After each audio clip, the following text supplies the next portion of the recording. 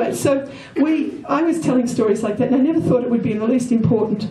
It was just one of the things I did so that the rest of my family, so that my family worked. We were a very strong collective. And I never knew that my siblings liked the stories until recently at Christmas. Now they've all got children. They lined up all the children and sat them down in a little semicircle, and they grabbed me and dragged me into the kitchen and said, "Auntie Kerry's going to tell you the story about the dragon." I thought, dragon? All right, I'll tell you the story about the dragon. Yeah. So that was a very useful skill, which I didn't realise was going to be important for the rest of my life, which is why, as my mother says, nothing you learn is ever wasted. So I kept on telling stories. Then I had 2 things I wanted to do. I went to Maribyrnong High School, which, as my learned colleagues who are present here will know, was a fairly tough school, a bit short on things like, books. In fact, I had to do my Year 12 French Revolutionary History by reading de Tocqueville in French because they didn't have it in English, and that sort of thing. We were very short of stuff, but we had some very good teachers along the way too. As well as a couple that, should have been quietly certified while there was still time. So that being so, when I was 14, 2 boys from my school stole a car, went down Van Ness Avenue at 400 miles an hour. They gave the car back. They didn't want to keep it. It was what they now call a joyride. But they went to youth training. They went to jail because there was no one to defend them. And I was absolutely horrified, and I was 14. You've got to remember how young I was. So at that point I decided, right, I'm going to be a lawyer and I'm going to defend them, because there's always been a thing about the western suburbs. We have to look after ourselves because no one is going to look after us, which has worked out more or less until recently very true, because no Labor government will ever give Footscray any money because they know they are not going to vote for anyone else. And no Liberal government will ever get anything Footscray any money for exactly the same reason. So basically we end up poor, so we have to look after ourselves. So I thought I'd do that, and I mounted my white charger, which is a good age to mount a white charger, and I thought I will get into Melbourne University, I will be a lawyer, and I will defend the defenceless, which is what I ended up doing, amazingly enough. So while I was doing all that, I put on plays. I had a wonderful time at school because, being as the school was not very, interested in the students, they sort of let us do whatever we liked. We put on. I translated a French Moliere play, and we put on That Scoundrel Scarpa. Do you remember? Yeah. And you were a zany, as I recall. Yes. This is my old mate Nola, who, the reason why I'm here is because of her.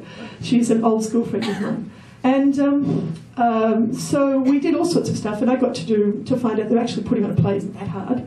And that, if you want something translated, the easiest thing to do is do it yourself. Now, we need to go back a little bit because this is another important point. Picture the scene. It's Geelong Road State School, which was one of those schools that was on a main road, Geelong Road. It had one of those awful tarmac playgrounds that you practically look at and you skin your knees. You know the sort? Peppercorn trees around the edge, very old building with bell tower. I'm 5. I'm holding onto my mother's... I remember it very vividly. I'm hanging onto my mother's finger. I'm this high. All I can see is knees. We're in a great big crowd of people at this gate. And apart from having my nose bruised by somebody's passing basket, I can't see, and I don't like what I can't see anyway, and I don't want to be there. I'm also, because we were very poor, wearing an incredibly bad hand-me-down dress, which was originally a sort of lemon cotton dress, but it had orangeade spilt down the front and never washed out, and I hated it. And I was just standing there thinking, I hate everything and I want to go home. And this boy fell over in front of me in the class, in the thing, and skinned his knees and bled. And I thought, this is not nice. And I was just about to seize my mother and demand to go home. I didn't want to be there. And then I looked over, and someone at the same height as me, beautiful brown eyes, a homemade haircut cut with a basin, brown hair, and a purple velveteen dress with orange skyrockets on it, even worse than mine. And I put out my hand, she put out her hand. We were instantly best friends. She's still my best friend. But her name was the National Georgia Vassilopoulos, and she was obviously Greek and didn't speak English. So I had to learn Greek to talk to her, but at the age of 5, that's not difficult. So that's why my Greek is such kitchen Greek, because after I learned to speak and she started to learn to speak, she only wanted to speak English because she was in Australia, so my Greek never really progressed properly. And so consequently, that was my best friend. And since nice Greek girls weren't allowed to go and visit people, I used to go and visit her.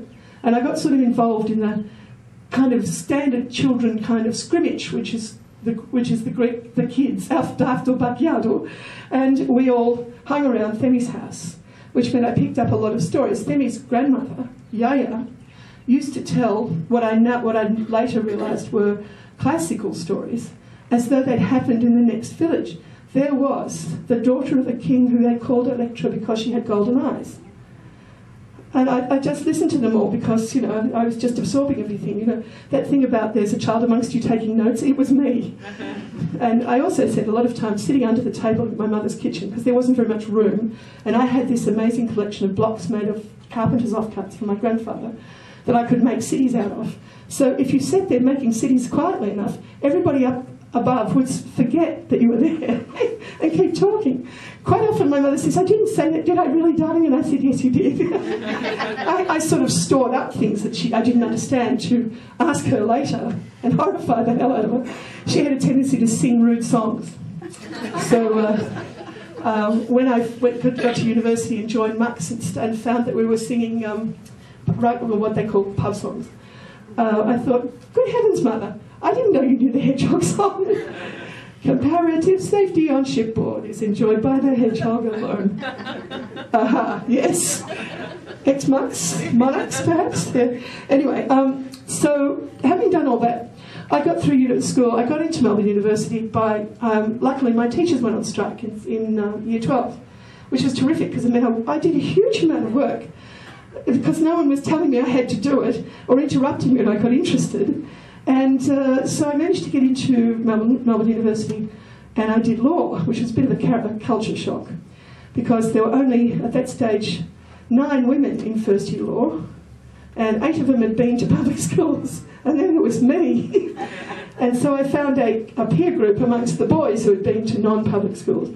And I was all right after a while, it just took me about 6 months to get used to it. And then I did a significant thing, which is I did legal history, because I was also doing arts and I was doing history and English and philosophy and fine arts and stuff I thought would be fun because otherwise you get really bored doing law. I mean, there are bits of law that are so mind-bogglingly boring that, you know, you could send entire freestanding bodies of water to sleep. And yet some people really love property law. I mean, I had to try it twice before I passed. So consequently, I got into doing legal history, which was taught by the only female law professor, Dr. Ruth Campbell, amazing woman. You could trace her around the university by the scattered hairpins. She was like the White Queen. She shed hairpins all the time. And she said, she was one who taught me how to do original research and also said, don't believe historians, even me. I said, all right. So I was looking for something to write for legal history because I had to do a thesis-length essay, which is, you know, struck me as a lot of words at the time. And they said, everybody was doing that, you know, my grandfather, the judge, and things like that, and I don't have that kind of background.